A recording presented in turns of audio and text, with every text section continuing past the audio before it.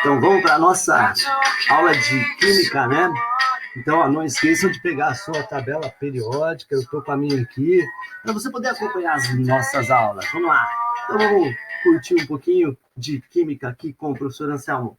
Vamos lá então. Gente, nós vamos falar nessa aula de ligação covalente. Então vamos lembrar algumas coisinhas que eu acho importante, sempre é bom a gente fazer uma revisãozinha. Então vamos lá. Lembrando que a diferenciação da ligação iônica, covalente metálica, aquele remember que eu faço em todas as aulas. Então, olha lá. Ligação iônica, metal com não metal, covalente, dois não metais, metálica, metal com metal. Numa ligação iônica, lembra que um perde elétrons, o outro ganha. Na ligação covalente, os dois ganham. E na ligação metálica, os dois têm que perder elétrons, né? A ligação iônica, como um perde e o outro ganha, um vira cátion, o outro vira ânion. Então, a formação de íons, né? Um aglomerado de íons, né? A substância iônica é um aglomerado de íons. Já na ligação covalente, não é um aglomerado de moléculas, né? Eles formam moléculas. E na ligação metálica, a gente vai ter um aglomerado de cátions e a presença dos elétrons livres, que a gente vai discutir depois na ligação metálica. Os compostos que fazem ligação iônica são chamados de compostos iônicos. Os que fazem ligação covalente, lembra que são chamados de compostos moleculares.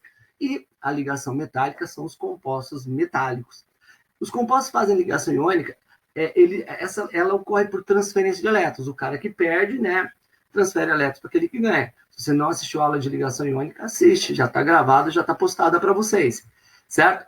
Já a ligação covalente, ela ocorre por compartilhamento de elétrons, né? Então, compartilhar pares eletrônicos, que é o que a gente vai ver agora. E a ligação metálica ocorre a nuvem eletrônica, o mar eletrônico e todas as características dos compostos metálicos, né? Lembrando que os compostos iônicos têm alto ponto de fusão e ebulição, por isso são sólidos a temperatura ambiente.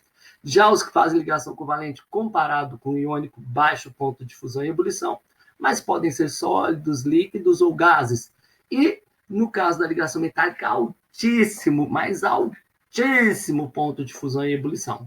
Também são sólidos, com exceção do mercúrio, como a gente vai ver. Os compostos iônicos conduzem corrente elétrica em meio aquoso ou fundidos. Os compostos moleculares não conduzem corrente elétrica e os compostos metálicos, em geral, conduzem corrente elétrica. Então, a ligação covalente, lembra que é uma ligação que ocorre por compartilhamento de elétrons. Então, note aqui, ó, observe aqui, ó, você tem, então, hidrogênio, tem um elétron na camada de valência, o cloro tem 7. Embora o hidrogênio tenha 1, ele precisa ganhar. Ele tem que imitar o gás hélio, lembra? Para ficar estável com 2. E o cloro, ele precisa ganhar 1 para imitar justamente o átomo de argônio. Então, um imita o hélio, o outro imita o argônio. Então, quando eles compartilham, então eles vão compartilhar, esse par eletrônico vai pertencer simultaneamente aos dois. Note a diferença da ligação iônica, não há uma transferência de elétrons, eles estão compartilhando. Esse compartilhamento sempre aos pares, e com o objetivo de imitar um gás nobre. A ligação covalente, ela é representada na sua forma estrutural, né, por um tracinho, cada tracinho representa uma ligação covalente, então tem a molécula de HCl, que é o ácido clorídrico ou cloreto de hidrogênio, certo? Um outro exemplo, ó, imagina o cloro. Eu quero montar a molécula do gás cloro. Então, você tem o cloro com 7 elétrons na camada de valência, tem o cloro com 7 elétrons na camada de valência, eles vão compartilhar um par eletrônico, ó, tá vendo esse compartilhamento? Então, esse par de elétrons pertence a esse cloro e a esse cloro, pertence aos dois simultaneamente. Isso é uma ligação covalente, ela é feita por um compartilhamento de elétrons, né? Então, bem legal, bem tranquilo. Aqui, a ligação covalente, ela pode ser simples, como a gente viu no slide passado, pode ser dupla, quando há 2 compartilhamentos. Ó.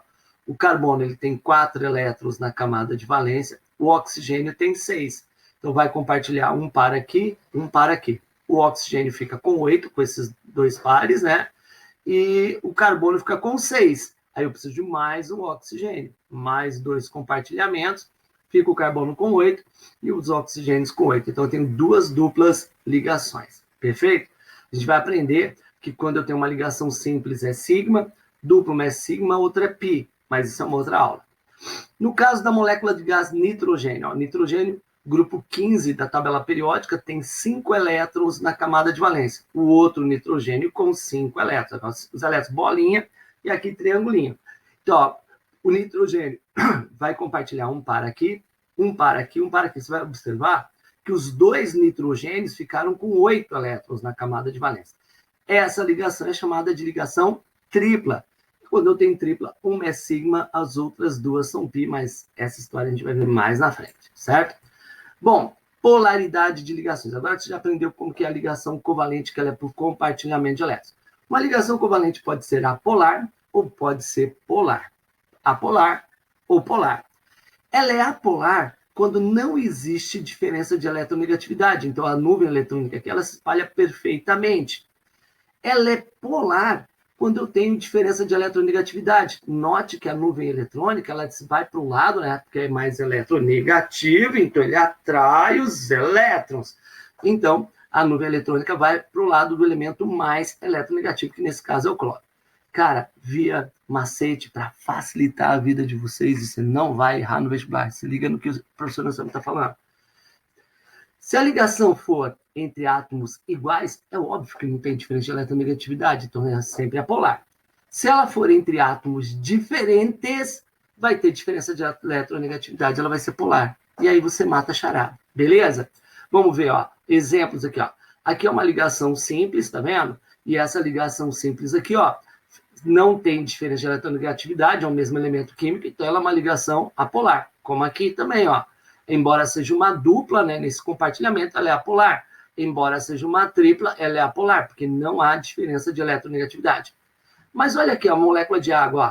Eu preciso de 2 hidrogênios para um oxigênio, porque lembra, o hidrogênio tem 1 elétron, né, o oxigênio tem 6, ele precisa ganhar 2, então ele precisa fazer 2 compartilhamentos, o oxigênio. Hidrogênio é apenas 1. Então, observe que eu tenho 2 ligações simples. Essa ligação e essa ligação são polares. A mesma coisa aqui, ó, o carbono tem, a gente já viu, 4 elétrons na camada de valência, o oxigênio tem 6, o oxigênio tem que ganhar 2, o carbono tem que ganhar 4, então tem um compartilhamento aqui, aqui, aqui, aqui. Logo, eu tenho 2 duplas. Existe diferença de eletronegatividade. A ligação química, ela vai ser polar. E na molécula de amônia? Nitrogênio, família 15, ó, 5 elétrons na camada de valência. Logo, ele tem que compartilhar aqui com o hidrogênio, aqui, aqui, para ter 8 elétrons, e o hidrogênio fica estável com 1. Notem que essas ligações todas estão sendo feitas com átomos de diferentes eletronegatividades. Todas elas são polares. Então, isso é uma ligação apolar e isso é uma ligação polar.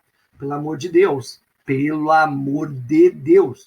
não confunda ligação apolar e polar com molécula polar e apolar. É outro conceito que a gente vai ver lá na frente, mas para ver polaridade de moléculas, primeiro a gente vai ter que ver geometria molecular. Então, cuida, agora a gente está falando de ligação polar e apolar, não de molécula polar e apolar, que são conceitos diferentes. Mas espero que você tenha entendido ligação apolar e ligação polar, certo? Aqui um exemplozinho. Olha essa questão da UDESC. Com relação às ligações químicas do composto abaixo, então tem o ácido clorídrico, o fluoreto de lítio, o cloro e o cloreto de potássio. O que você observa? O ácido clorídrico, ele vai estar fazendo uma ligação covalente, porque são 2 não metais, ocorre por compartilhamento de elétrons. Como os elementos têm eletronegatividade diferente, é uma ligação covalente polar.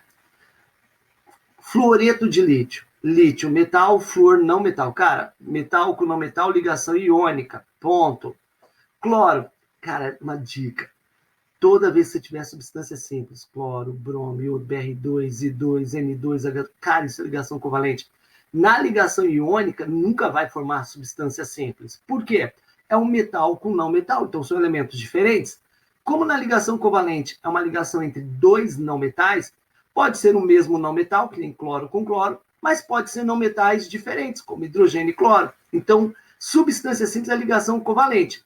Como está sendo feita entre cloro e cloro, ou seja, entre um mesmo elemento químico, não há diferença de eletronegatividade. Portanto, é uma ligação apolar.